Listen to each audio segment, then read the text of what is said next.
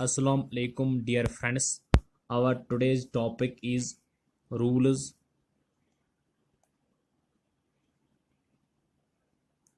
for journalizing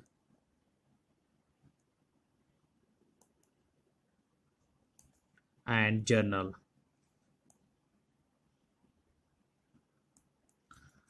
आज हम समझने जा रहे हैं जर्नलाइजिंग और जर्नल को। सबसे पहले मैं आपको कहूँगा कि जर्नलाइजिंग और जर्नल जो है ये एक अकाउंटिंग प्रोसेस होती है। यहाँ पे मैं लिख के लिखता हूँ, अकाउंटिंग प्रोसेस, जिसको हम कहेंगे accounting cycle.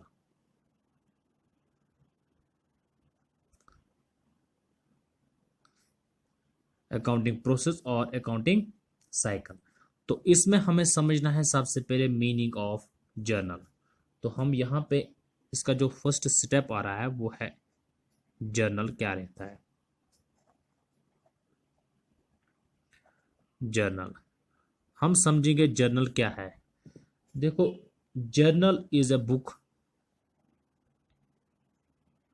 Journal is a book of original entry in which business transactions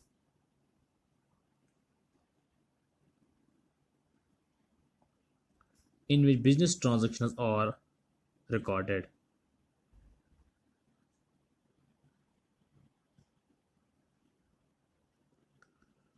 Recorded date wise and serial wise। देखो, journal is a book of original entry. जो एक जर्नल होती है वो एक बुक होती है ओरिजिनल एंट्री की। ओरिजिनल एंट्री मीन्स कि जिसके साथ हम लेन देन करेंगे उसकी हम ओरिजिनल एंट्री करेंगे, हम देखेंगे उसके साथ क्या लेन देन हो गया। In which business transactions are recorded, ये एक ऐसी बुक होती है जिसमें बिजनेस की ट्रांजैक्शन रिकॉर्ड होती है, जिसमें बिजनेस की ट्रांजैक्शन रिकॉर्ड होती है। मगर किस हिसाब से रिकॉर्ड होती है? डेट वाइज, किस डेट पे हमें लेन देन हो गया, किस डेट पे हमें ट्रांजैक्शन हो गई, एंड सीरियल वाइज। और उसको हम क्या सीरियल वाइज फिर रिकॉर्ड करते हैं, पहले डेट वाइज और फिर सीरियल वाइज। देखो, जर्नल एंट्री जो की जाती है उस जर्नल एंट्री करने को हम जर्नलाइजिंग कहते हैं। जर्नल एंट्री को करने, जर्नल एंट्री के करने को हम क्या कहते हैं? जर्नलाइजिंग। यहां पे याद रखिएगा। और उसके बाद जिस बुक में जर्नल एंट्री की जाती है उस बुक को जर्नल बुक कहते हैं। क्या कहते हैं? Journal book. तो इसका एक फॉर्मेट रहता है अपने पास, फॉर्मेट यहां पे लिख लेता हूं, फॉर्मेट ऑफ जर्नल। जो इसका फॉर्मेट है वो इस तरह होता है। सबसे पहले हम लिखते हैं यहां पे, ऊपर लिखते हैं हम जर्नल। तो जर्नल के नीचे हम जाते हैं, हम ऐसा करते हैं, हम लिखते हैं पहले डेट का एक कॉलम, उसके बाद पर्टिकुलर्स, उसके बाद लेजर फोलियो, जिसको हम शॉर्ट में कहते हैं LF, उसके बाद डेबिट अमाउंट, इसको हम डेबिट कॉलम भी कहते हैं, और क्रेडिट अमाउंट, जिसको हम क्रेडिट कॉलम भी कहेंगे। अब जो पर्टिकुलर डेट रहता है वो तो आपको ट्रांजैक्शन में दिया होगा। जो पर्टिकुलर्स रहता है, ये होता है किन दो अकाउंट्स के बीच लेन देन होगा, जिन दो अकाउंट्स के बीच लेन देन होगा, बिजनेस और बिजनेस के दरमियान, टू पर्सनस के दरमियान, जिन दो अकाउंट्स के दरमियान, डेटर और क्रेडिटर के बीच में, आई मीन कि जिन दो अकाउंट्स के बीच में लेन देन होगा उसको हम यहाँ पे पर्टिकुलर्स में लिखते हैं। तो पर्टिकुलर्स में लिखने के बाद यहाँ पे आ जाती है हमारी नरेशन। नरेशन में हम क्या लिखते हैं, नरेशन में हम नीचे लिखते हैं कि मतलब जिसका डेबिट हो गया अकाउंट और जिसका क्रेडिट हो गया, और डेबिट क्यों हो गया और क्रेडिट क्यों हो गया, मीन्स के लेन देन जिनके बीच में हो गया, ट्रांजैक्शन में डेबिट और क्रेडिट अगर हो गया तो उसकी हम यहाँ पे नरेशन करते हैं। तो लेजर फोलियो एक्चुअल में हो गया, जो लेजर होती है ये इसका पेज नंबर रहता है, पेज नंबर, और यहाँ पे आ जाएगा डेबिट अमाउंट और यहाँ पे आ जाएगा क्रेडिट में, यहाँ पे अपना डेट रहेगा। तो उसके बाद कुछ रूल्स ऑफ जर्नलाइजिंग होते हैं, क्या होते हैं, rules of journalising, rules of journalising. जो रूल्स ऑफ जर्नलाइजिंग रहते हैं, जब हम जर्नल करते हैं तो इसका जो डिपेंड रहता है, मीन्स कि जर्नल का जो डिपेंड होता है वो रहता है अकाउंट पर। किस पे रहता है, अकाउंट पर, कि which type of account it is, कि यहाँ पे हमारे पास जो अकाउंट रहते हैं वो तीन किस्म के अकाउंट होते हैं। एक अकाउंट अपने पास रहता है, यहाँ पे मैं लिखता हूं, एक अकाउंट अपने पास होता है पर्सनल अकाउंट, पर्सनल अकाउंट। देखो हम समझते हैं पर्सनल, इन्हीं अकाउंट्स पे अपनी जो जर्नल एंट्री रहती है वो डिपेंड रहती है इन्हीं अकाउंट्स पर। First one is personal account. Personal account क्या होता है, वायर द अकाउंट्स और रिलेटेड टू पर्सनस, जहां पे अकाउंट रिलेट होगा पर्सनस, पर्सनस के, जैसे सच एज नेचुरल पर्सनस, जहां पे मैं लिखाता हूं नेचुरल पर्सनस, आर्टिफिशियल पर्सनस या रिप्रेजेंटेटिव पर्सनस, रिप्रेजेंटेटिव पर्सनस। तो ये नेचुरल पर्सन ये भी पर्सन ही होता है, artificial person one type of person, representative persons one type of person. Actually जो यहाँ पे मैंने लिखा है where the accounts are related to persons, जहाँ पे अकाउंट रिलेट हो जाएंगे पर्सनस के, whether they are natural persons, artificial persons और रिप्रेजेंटेटिव पर्सनस। अब जो नेचुरल पर्सन है हम इसको समझने जा रहे हैं कि नेचुरल पर्सन क्या रहता है। नेचुरल पर्सनस, देखो यहां मैं सिखाता हूं नेचुरल पर्सन क्या रहता है। Natural person means, natural persons means human body. Natural persons का मतलब क्या हो गया, ह्यूमन बॉडी।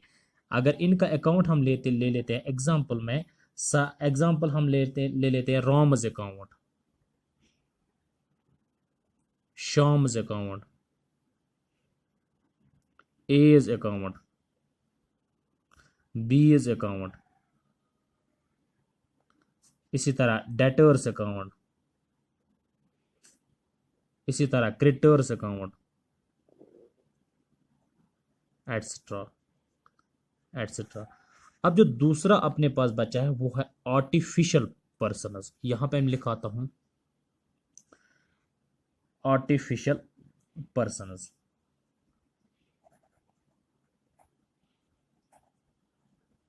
पर्सनस देखो ये क्या होते हैं, आर्टिफिशियल पर्सनस। आर्टिफिशियल पर्सनस जो होते हैं, आर्टिफिशियल पर्सनस और artificial persons are those persons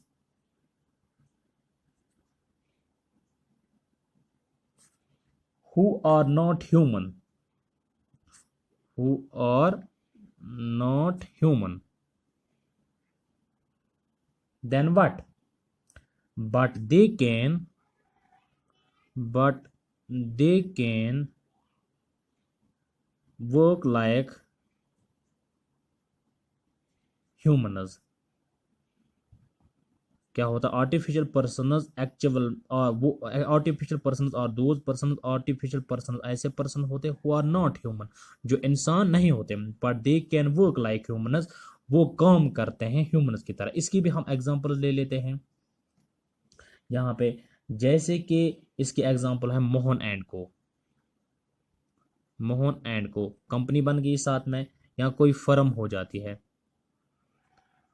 किसी फर्म का नाम हम ले लेते हैं, या कोई बैंक होगा, या कोई सोसाइटी होगी, या कोई म्युनिसिपल कॉरपोरेशन रहेगा, या कोई गवर्नमेंट ऑफ बॉडी रहेगा, एटसेट्रा एटसेट्रा। अब अपने पास है यहाँ पे रिप्रेजेंटेटिव पर्सनस।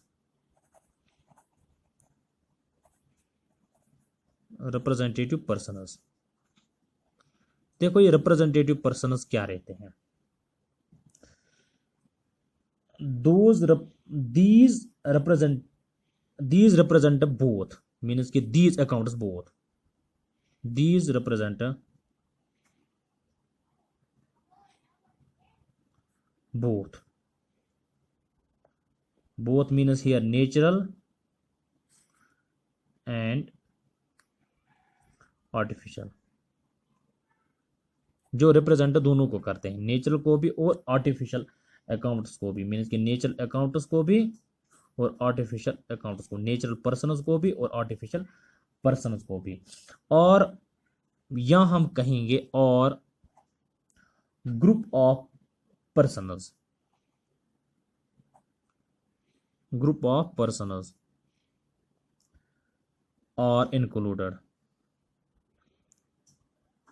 इसमें क्या होते हैं, ग्रुप ऑफ पर्सन इंक्लूड हो जाते हैं।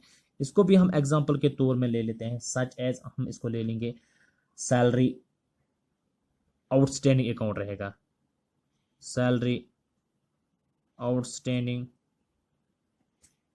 अकाउंट, या हम रेंट अकाउंट ले लेते हैं, रेंट अकाउंट एटसेट्रा एटसेट्रा। अब जो इसका रूल है, एक्चुअल में जो इसका रूल है, इसका जो रूल है, रूल ऑफ पर्सनल अकाउंट, जो इसका एक्चुअल में रूल है वो क्या है, इसमें क्या हो जाता है, डेबिट और क्रेडिट जो हो जाते हैं, इसमें क्या हो जाता है, डेबिट द रिसीवर और क्रेडिट द गिवर हो जाता है, डेबिट द रिसीवर और क्रेडिट द गिवर। मीन्स कि अगर कोई रिसीव करेगा बेनिफिट, मीन्स कि डेबिट द रिसीवर, मीन्स कि who receives the benefit, receives the benefit, जो फायदा ले लेगा, और क्रेडिट द गिवर मीन्स कि हु गिव्स द बेनिफिट, जो बेनिफिट दे देगा। तो इसके साथ क्या करते हैं हम, यहाँ पे जो अपना ये पर्सनल अकाउंट है, मैं इसको एक एग्जांपल के तौर पर आपको समझाता हूं। यहाँ पे जाते हैं हम,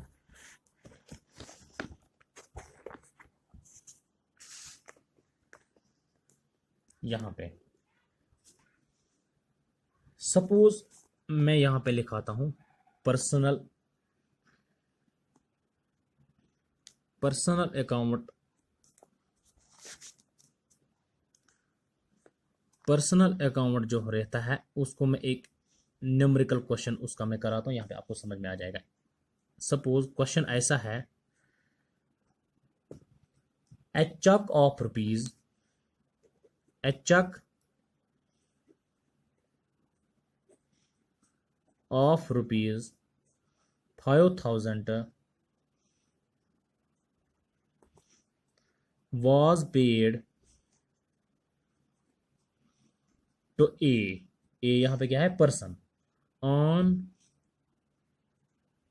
3rd Jan 2020 में लिख लेता हूँ।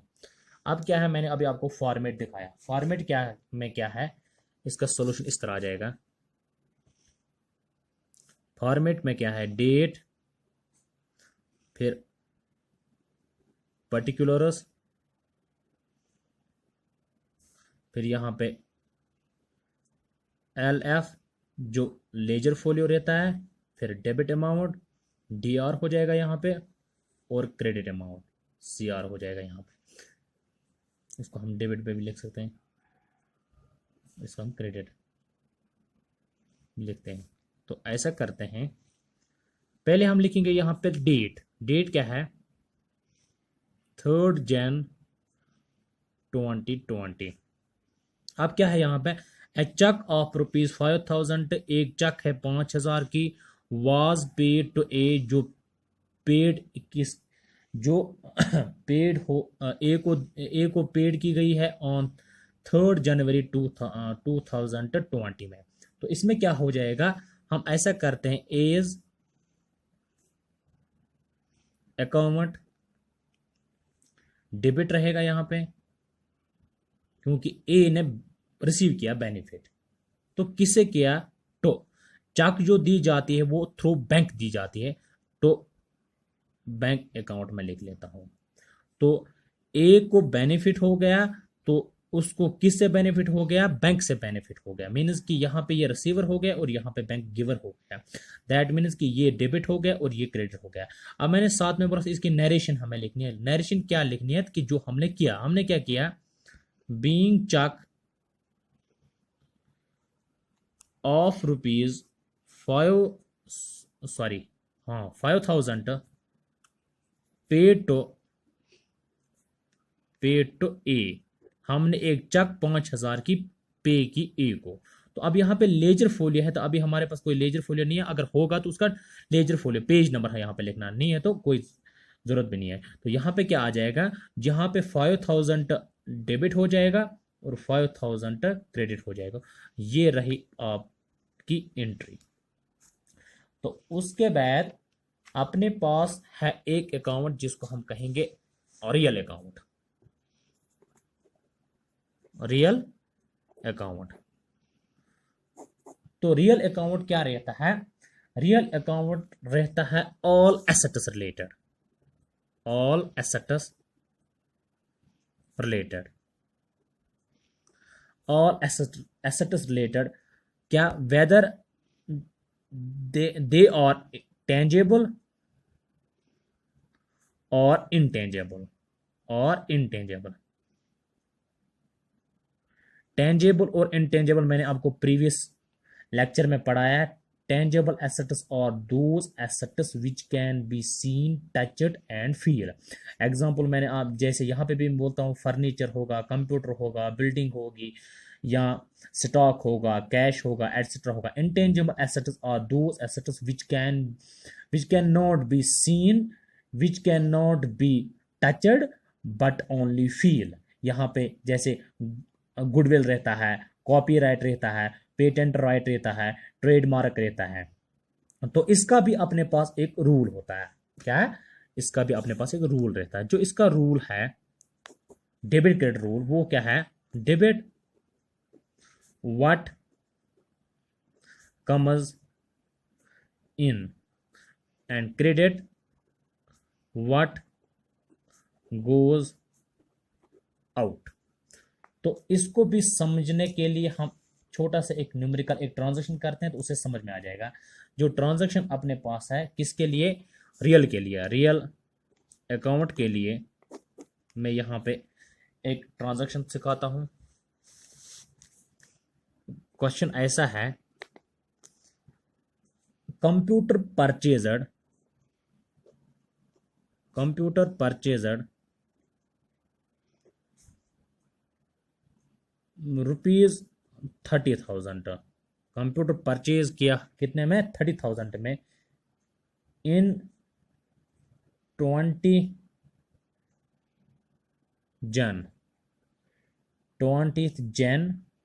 जनवरी में 2020 में।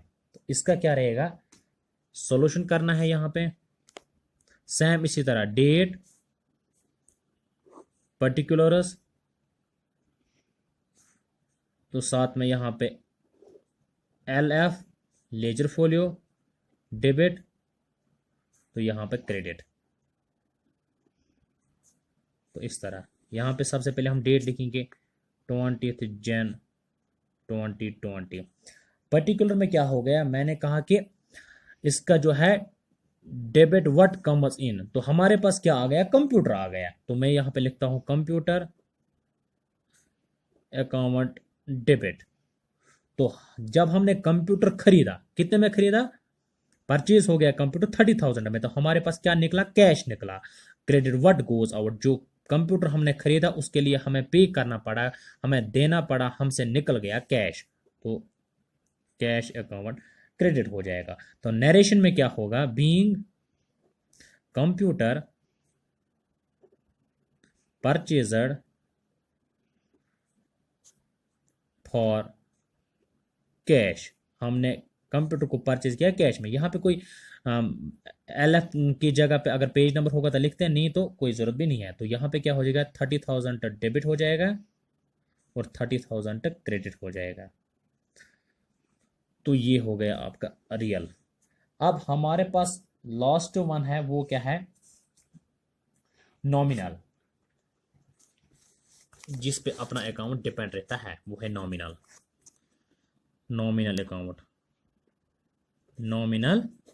अकाउंट। इस पे भी अपनी जर्नल जो है वो डिपेंड रह सकती है। देखो नॉमिनल अकाउंट क्या है? दीज आर दोज अकाउंट्स, मैं यहां पे लिखता हूं accounts which relate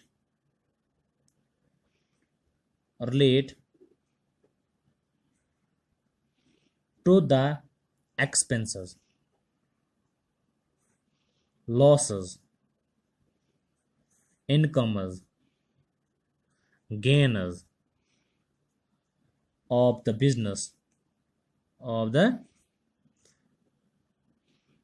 business concern are known as nominal accounts which relate to expenses, जो अकाउंट रिलेट हो जाएगा एक्सपेंसेस से, लॉसेस से, इनकम से, गेनस से, ऑफ द बिजनेस कंसर्न, जो भी बिजनेस चलता होगा उसको हम कहते हैं नॉमिनल अकाउंट्स। क्या कहते हैं? Nominal accounts. एग्जांपल के तौर समझते हैं हम, जैसे कि रेंट अकाउंट, रेंट हमें देनी पड़ती है या रेंट हमें लेनी पड़ती है, कभी इनकम बन जाती है, कभी एक्सपेंस बन जाती है। सैलरी अकाउंट, देनी पड़ती है सैलरी। परचेज अकाउंट, कुछ परचेज करना पड़ता है, एक्सपेंस हो जाता है। सेल्स अकाउंट, कभी कभार सेल्स अकाउंट हो जाता है, दैट मीन्स कि क्या?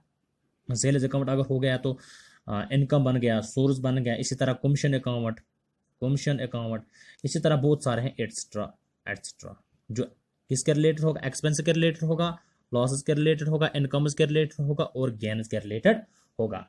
तो इसको भी हम समझते हैं एक ट्रांजैक्शन से, जैसे कि यहाँ पे है, इसका भी एक रूल है। पहले हम रूल को समझते हैं। रूल क्या है इसके लिए? रूल है इसके लिए debit all expenses and losses, debit all expenses and losses, credit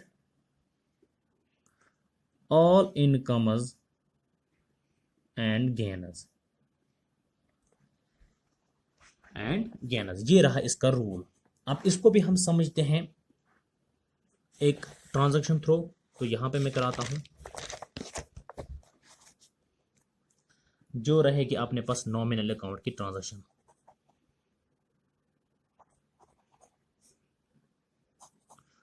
यहाँ पे हम ले लेते हैं एक ट्रांजैक्शन, जैसे कि सैलरी पेड